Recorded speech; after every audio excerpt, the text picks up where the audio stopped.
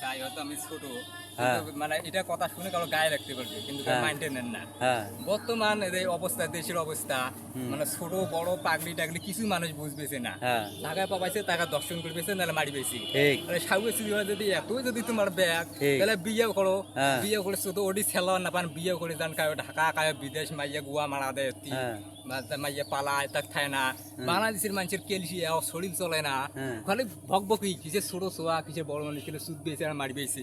হ্যাঁ। তোমার এতই ব্যাগ তোমার, এতই ব্যাগ তোমার হয়েছে, আর বিয়ে করে মাইয়ে তুই দেখা যান, কায়ো পালান। হ্যাঁ। হ্যাঁ, এই এমন করি তো দেশটা। মুই যে সরকার হলো, আমার সরকারের কাছে একটাই দাবি, হ্যাঁ। মানে যারা এই সমস্ত কাজ করে, হ্যাঁ। মানে যারা ধর্ষণ, তারপরে মানে স্কুল ছাত্রী কিছুই বোঝে না, হ্যাঁ। তাদের জন্য একটা শাস্তির ব্যবস্থা ও, কোনো জেল ফাঁসি কিছু নাই চাইনি হ্যাঁ। আমরা।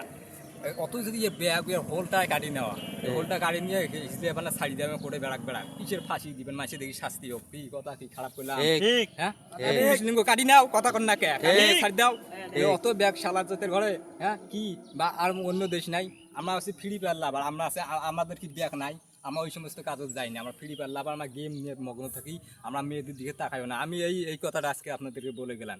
ফ্রি ফায়ার লাভার কি আছেন না? আছে। হ্যাঁ, হ্যাঁ, আমরা কি ওই সমস্ত কাজে যাই? না, না। কোন মাদাস্ত তারা এই কাজ করতেছে, আপনারা ধরতে পারেন না?